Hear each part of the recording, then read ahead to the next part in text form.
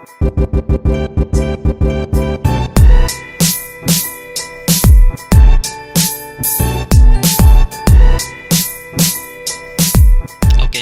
Assalamualaikum warahmatullahi wabarakatuh.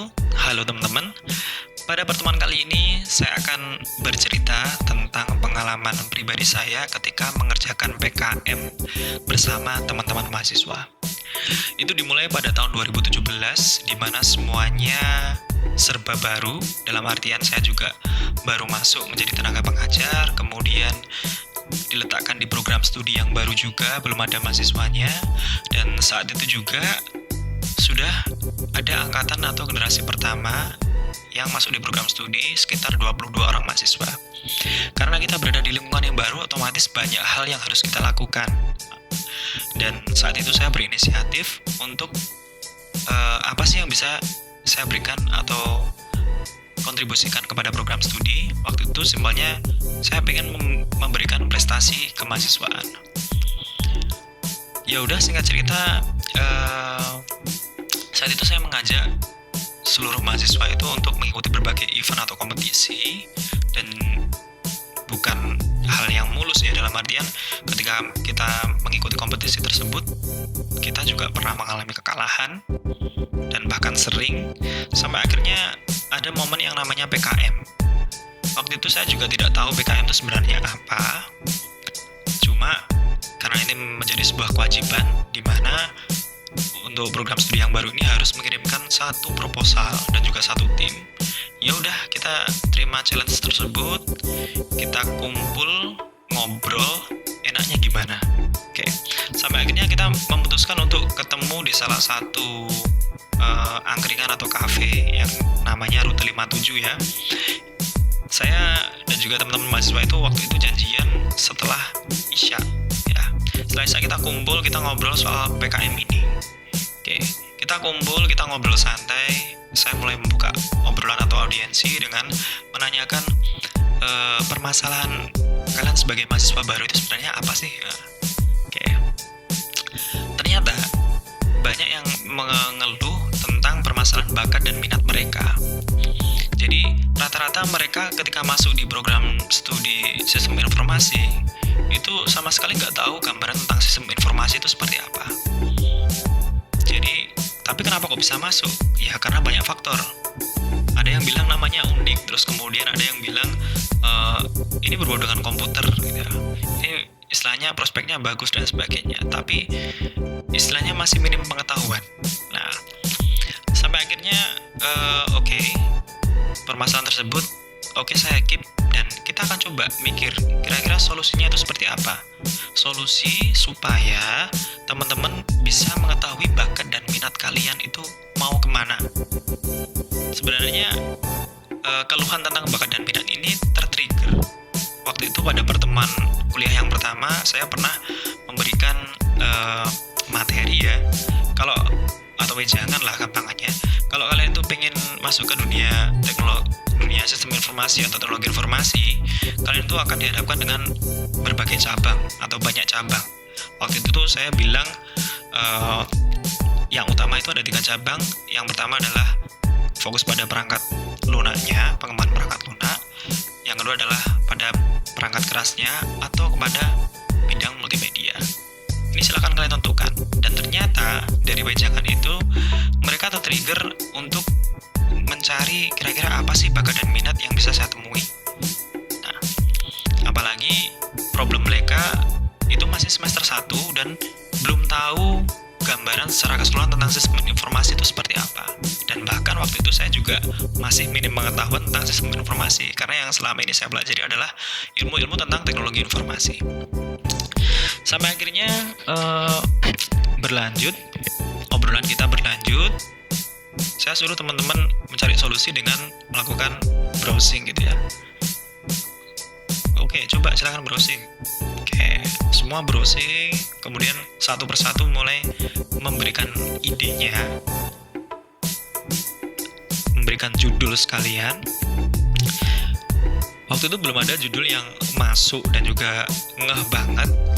Sampai akhirnya saya coba memberikan gambaran kepada mereka kalau emang problem kalian adalah bakat dan minat, ya udah fokus pada itu aja. Kira-kira apa sih yang bisa kita lakukan untuk menyelesaikan bakat dan minat? Nah, saya trigger dengan pertanyaan seperti itu. Terus kira-kira bisa nggak untuk memahami bakat dan minat itu didesain dengan sesuatu yang menyenangkan? Karena kalau kita melihat sebuah masalah dari segi positif, maka yang muncul adalah peluang. Sampai akhirnya waktu itu kita berdiskusi dan bersama-sama menemukan ide seperti ini. Oke, kita punya problem tentang masalah bakat dan minat. Terus bagaimana cara kita mengatasi problem ini dengan cara yang menyenangkan? Berarti kita kemas dalam bentuk semacam game waktu itu. Terus kita ngobrol kira-kira game yang asik yang lagi trending sekarang itu apa. Dan waktu itu ada yang namanya game Pokemon. Jadi game yang istilahnya menggunakan location based system gitu ya. Menggunakan smartphone. Oh, di sana ada sensor, ada Pokemon. Ya udah kita jalan, kita tangkap pakai smartphone kita. Waktu itu kita kolaborasikan ide dari bakat dan minatnya teman-teman ini dengan konsep gamifikasi. Sampai akhirnya kita membuat ide yang namanya aplikasi pencari bakat dan minat. Oke. Obrolan malam itu selesai dan saya serahkan seluruhnya kepada teman-teman untuk mengemas judul supaya menarik. Karena waktu itu pemahaman kita juga nggak banyak. Setahu saya PKM itu memang skemanya banyak, cuma waktu itu saya taunya rata-rata memang larinya ke Karsa Cipta. Oke. Terus biasanya nama PKM itu unik dan ada kepanjangannya. Itu saya serahkan kepada teman-teman mahasiswa yang baru semester 1 ya. Oke, sampai akhirnya keesokan harinya teman-teman itu datang sambil membawa ide judul, awalnya namanya APEK gitu ya, aplikasi pencari bakat dan minat, tapi dinamakan APEK, mbok yo sing bagus sedikit gitu ya. Oke, kita ganti menjadi APIK. Oke, finalnya judul PKM yang kita bawa saat itu adalah aplikasi pencari bakat dan minat APIK ya. Oke, kita serahkan proposalnya. Tapi kalau boleh cerita, dalam mengerjakan proposal itu kita juga didampingi sama teman-teman dosen yang lain ya. Jadi karena ini merupakan tanggung jawab bersama, jadi yang membimbing saat itu juga banyak dosen yang memberikan masukan kira-kira yang bagus seperti apa. Sampai akhirnya kita membuat sebuah masterpiece yang murni dari program studi sistem informasi. Oke, akhirnya berlangsung. Tahap review internal kita berhasil, tahap eksternal kita berhasil, dan alhamdulillah proposal diterima di tingkat nasional. Saat itu rasa haru, perasaan saya itu agak baper ya, karena ini adalah saya nggak menyangka gitu loh, di program studi baru, mahasiswa baru, juga tenaga pengajar baru, kita bisa menciptakan sebuah prestasi nasional. Intinya apa sih sebenarnya? Intinya adalah kita mau dulu dan juga tidak pantang menyerah. Walaupun kita pernah mengalami kegagalan dalam mencoba suatu hal yang baru, tetapi kalau kita menyerah, ya udah selesai. Tetapi kalau kita mau mengupayakan hal tersebut, insya Allah nanti kita akan mendapatkan hasil yang sepadan. Sebelum mendapatkan prestasi PKM yang lolos di tingkat nasional, sebelumnya kita juga sudah melewati proses yang ya lumayan ya, mengikuti lomba, kemudian gagal, merasa rugi dari tenaga, waktu, biaya, tetapi semua saling memotivasi dan akhirnya masterpiece untuk prestasi proposal PKM pada tahun 2017 kemarin, kita mendapatkan pendanaan di tingkat nasional.